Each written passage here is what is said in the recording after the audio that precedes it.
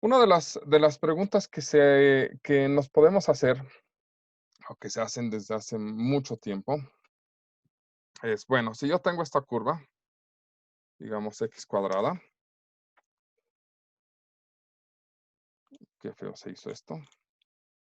Lo que nos podemos preguntar es, ¿cuánto vale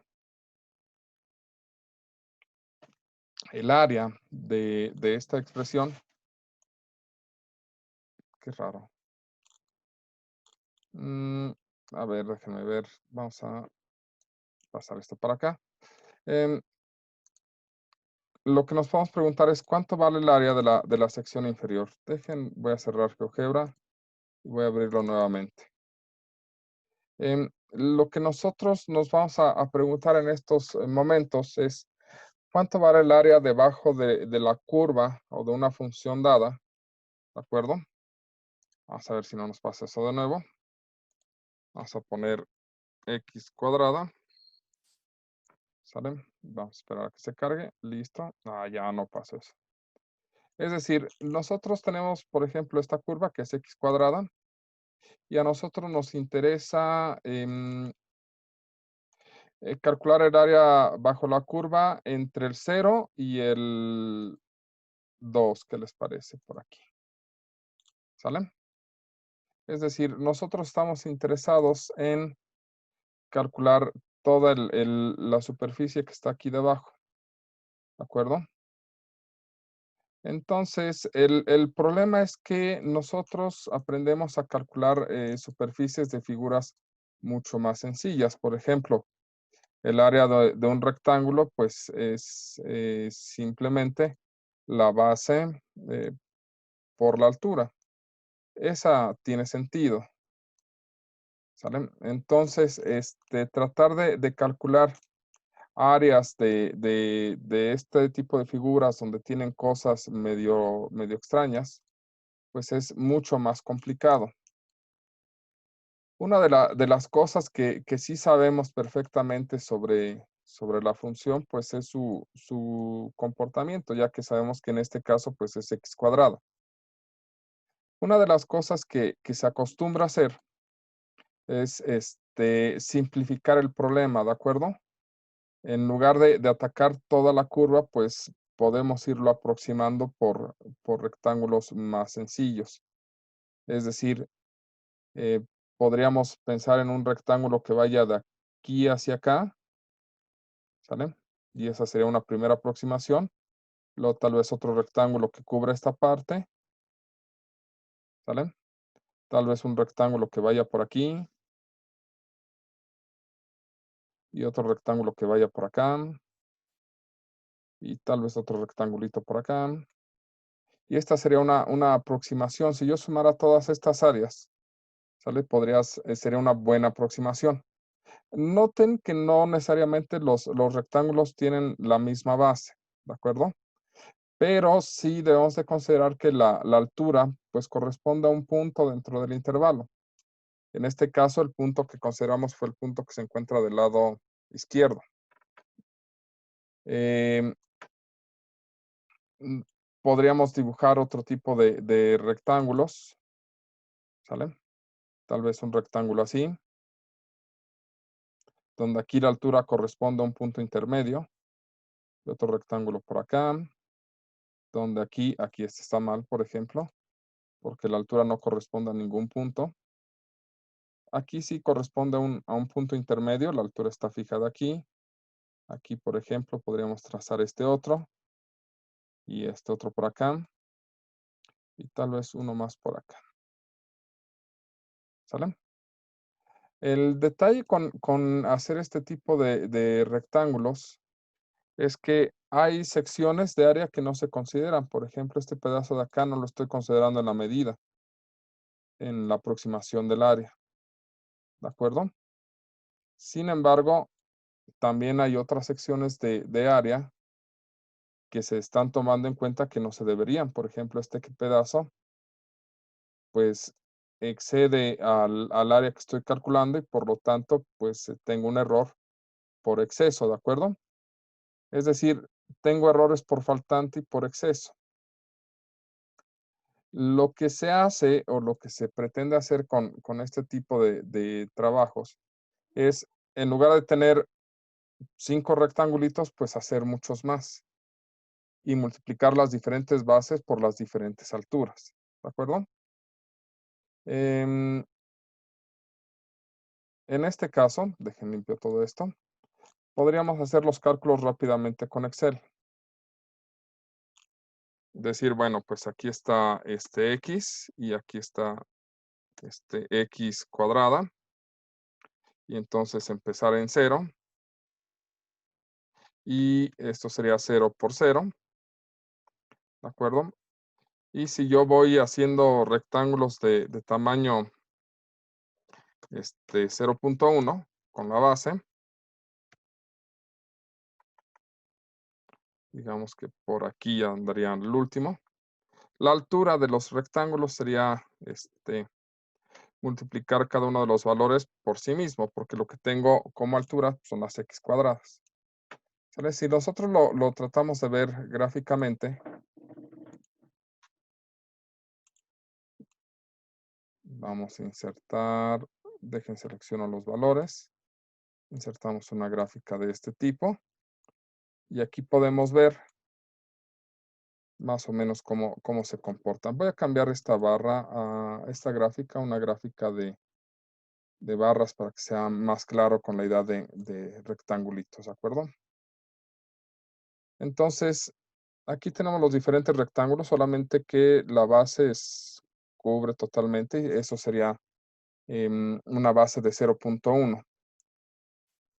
Cada uno de los rectángulos que estemos formando en este caso, pues la altura va a ser, para este caso, la base va a ser el tamaño que estamos manejando uniformemente, que en este caso sería 0.1, y la altura dependería del valor de f de x en algún punto que se encuentre dentro del rectángulo, que eso nos daría x cuadrada. En este caso, si suponemos que este es el valor que vamos a tomar como la altura, que sería el correspondiente al rectángulo del lado derecho, pues entonces tendríamos 0.1 por la x cuadrada que tengamos ahí, que en este caso sería este conjunto de valores. ¿Sale? Si nosotros hacemos eso,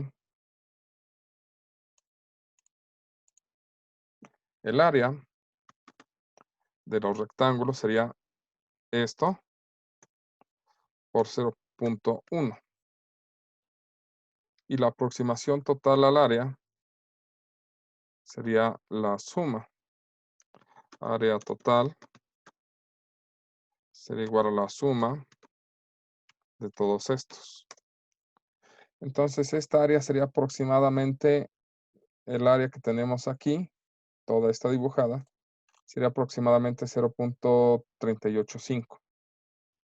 Esta aproximación es mejor si aumentamos el número de intervalos, ¿de acuerdo? ¿Sale? Si yo disminuyo en la mitad del tamaño de cada uno de los rectángulos, entonces ahora en lugar de construir 10 tendría que construir 20 de estas cosas.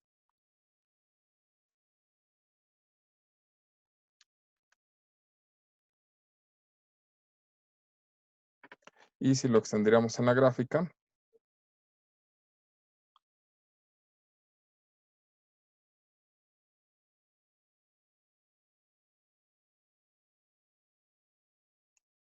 se ve un poquito mejor cómo está el comportamiento, ¿de acuerdo? Ahí se ve un poquito mejor el x cuadrado.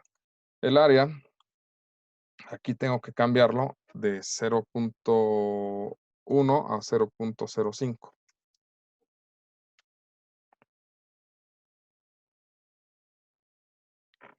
¿Sale? Y en este caso ya nos da este valor, que suponemos que es una mejor aproximación.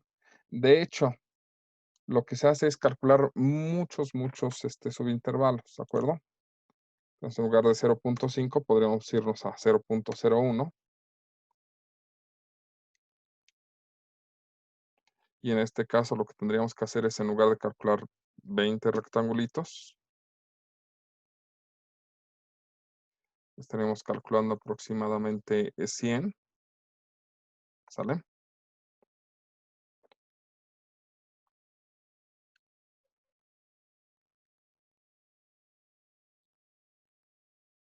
Con lo cual la suma,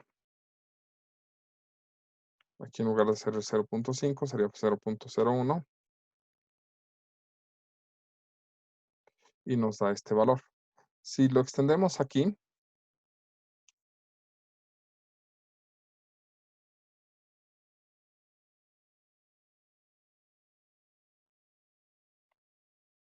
lo que debería de notarse es que cada vez estamos llenando esto con más rectangulitos y por lo tanto se ve mucho más uniforme. La idea es hacer cada vez más rectángulos. ¿Cuántos? Pues la verdad es que se debe de extender lo más posible. Entonces eso significa que si n es el número de rectángulos, lo que estamos tratando de hacer es que este n tienda a infinito. ¿De acuerdo? Entonces, hacer tender algo a infinito significa calcular un límite. Y eso es lo que estamos haciendo, estamos calculando un límite cuando n tiende a infinito. ¿De quién estamos calculando el límite? Pues lo que nos interesa es el área total, ¿de acuerdo? Y el área total, pues es una suma, ¿sale? Desde que i vale 1 hasta infinito de la base. La base es, perdón, de la altura. La altura es simplemente la función evaluada en un punto, ¿de acuerdo? ¿Sale? Eso nos da la altura. Por la base, y la base es un diferencial de dos coordenadas en X, es decir, nosotros lo que tenemos es un pequeño segmento en la parte de aquí abajo. A eso se le llama el diferencial de X, ¿de acuerdo? Y si este límite existe, a eso lo vamos a llamar integral. Integral de a b, de f, de x, diferencial de x. Y lo que nos va a representar es un área bajo la curva, ¿de acuerdo? En general, eso es lo que vamos a entender por una integral. Este tipo de integrales donde tenemos límites de integración, hay veces se llaman integrales definidas, ¿de acuerdo? Esta es una integral definida, ¿sale? Y esto es lo que acabamos de calcular. Esa es una de las formas de ver a la integral, ¿de acuerdo? La otra forma es considerar la integral, ¿de acuerdo? ¿Sale? Como em, trabajar con la integral como un proceso antiderivativo, ¿de acuerdo? ¿En qué sentido? Nosotros tratamos de calcular generalmente o tenemos un proceso para calcular derivadas de funciones, ¿de acuerdo? ¿Sale? Si yo calculo la derivada de una función, obtengo una nueva función con respecto a la derivada. Yo quisiera tener un proceso inverso, ¿sale? Es decir, empezar con una función, ¿de acuerdo? ¿Sale? Y obtener algo, digamos una función f, ¿sale? Que al derivar f, lo que obtenga, o sea, cuando deriva f mayúscula, lo que obtenga es la función que tenía originalmente, ¿de acuerdo? A este proceso inverso se le llama integral, ¿de acuerdo? Y esta integral se le llama integral indefinida, ¿sale? Cuando nosotros lo hacemos así, estamos hablando de un proceso de antiderivada. ¿Por qué? Porque estamos tratando de utilizar la derivada como un proceso que va en sentido inverso a la derivación. Es decir, la derivada va en este sentido, entonces la integración va en sentido inverso, ¿de acuerdo? ¿Qué es lo que estamos obteniendo aquí? Empezamos con la f minúscula y terminamos con la f mayúscula. El detalle con un proceso de antiderivación, ¿de acuerdo? Es que nosotros debemos de buscar algo, ¿sale? Que nos dé la función anterior. Cuando nosotros logramos encontrar algo, a esta función f mayúscula se le va a llamar primitiva. Es la función primitiva de la función f mayúscula. Hagamos un ejemplo muy, muy sencillo, ¿sale? Digamos que nosotros queremos saber qué función al derivarla nos da x cuadrada, ¿sale? Ah, pues una función que al derivarla nos dé x cuadrada, rápidamente alguno de ustedes podría decir, pues algo que tenga que ver con x cúbica, porque al derivar x cúbica me da 3x cuadrada. Solamente que aquí este 3 yo no lo tengo en la original, ¿de acuerdo? Entonces podríamos decir, pues le agrego un 3 dividiendo a la expresión original.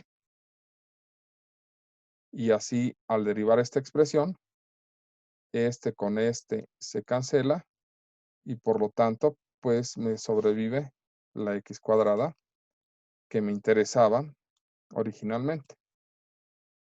Luego entonces podríamos decir, pues la primitiva de x cuadrada es x al cubo sobre 3, ¿de acuerdo? Eso suena bastante bien. El detalle es que si nosotros pensamos en esta otra función,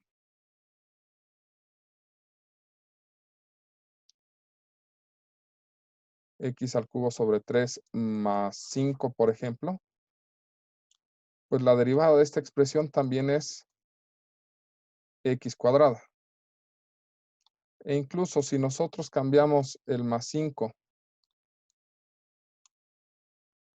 por por ejemplo, menos 4, nos sigue dando lo mismo. De hecho, si nosotros ponemos en esta sección cualquier constante, nos sigue dando x cuadrada. Y entonces uno se pregunta, ¿cuál es la correcta? Y la respuesta es que, pues en realidad todas son correctas, ¿de acuerdo? Y al mismo tiempo ninguna. ¿Por qué? Porque no tenemos certeza de cuál es la función que existía originalmente. No tengo idea de cuál era exactamente la primitiva. ¿Por qué? Porque la derivada de una constante es cero. Esto lo que nos está tratando de decir es que la derivada es destructiva de constantes. Es decir, nos destruye las constantes y al momento de tratar de regresar a una constante, pues no tengo idea de cuál era originalmente. Como no tengo idea de cuál era originalmente, lo que vamos a hacer es aparecer una C. Y esta C, estoy seguro que muchos la conocen, se llama constante de integración. La constante de integración se justifica por este motivo, ¿de acuerdo? Porque la derivada es destructiva con las constantes. Sin embargo, si nosotros colocamos una constante de integración, esto deja de ser una función, ¿de acuerdo? Y se transforma en algo que se le va a llamar familia de funciones, ¿de acuerdo? ¿Por qué familia de funciones? Porque esta expresión cambia dependiendo del valor de C. Vamos a ver a qué me refiero. Voy a borrar esto, ¿sale? Y vamos a graficar esas expresiones en GeoGebra. Y vamos apurando porque nos quedan como 5 minutos. La idea es, si ustedes empiezan a graficar estas expresiones, por ejemplo, x al cubo sobre 3, es esa expresión, ¿de acuerdo? Pero si ponemos x al cubo sobre 3 más 1, nos da esa expresión. Y si colocamos x sobre 3 más 5, me faltó el sobre 3 más 5, ¿sale? Ahora x al cubo sobre 3 más 4. Y por qué limitarnos, x sobre 3, x al cubo sobre 3 menos 1 y x al cubo sobre 3 menos 2. Y si quisiera colocar las otras, x al cubo sobre 3 más 3, x al cubo sobre 3 más 2, ¿de acuerdo? Y una más, x al cubo sobre 3 menos 3. Esta cosa que tenemos aquí, y vamos a alejarnos, ¿sale? Es una familia de funciones que curiosamente tenemos más funciones aquí en medio y más funciones hacia arriba y más funciones hacia abajo. Pero todas estas funciones nunca se tocan, ¿de acuerdo? Como nunca se tocan, ¿salen? Si yo quisiera conocer exactamente cuál es la primitiva de la función x cuadrada, ¿sale? Necesitaría algo que se llaman condiciones iniciales. Las condiciones iniciales nos van a permitir determinar un punto, ¿sale? Un punto sobre el espacio y sobre ese punto solamente hay una función de este estilo, ¿vale? Que pasaría por ella. Es así como yo podría determinar cuál es el valor de la C.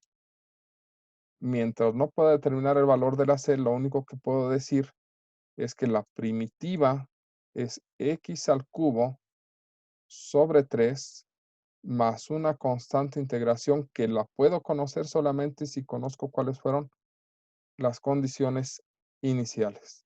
¿De acuerdo? Entonces, en resumidas cuentas, el sentido de la integral son dos. Una, que lo podemos entender como el área bajo la curva, ¿sale? O un área en general. Y el otro sentido es que lo podemos revisar o entender como una antiderivada. ¿Sale?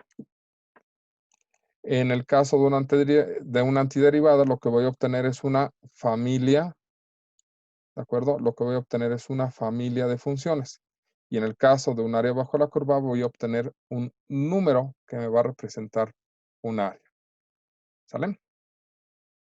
Esto sería básicamente la introducción que uno debe de tener sobre hacia dónde vamos con integrales.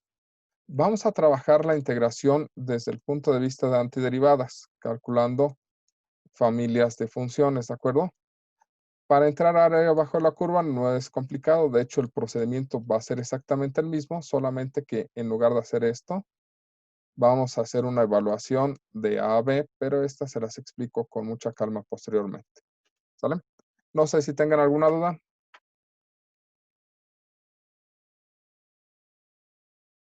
Voy a suponer que dijeron que no, ¿de acuerdo? Entonces, por el momento sería todo con respecto a una introducción a cálculo integral. Profesor, yo tengo una duda con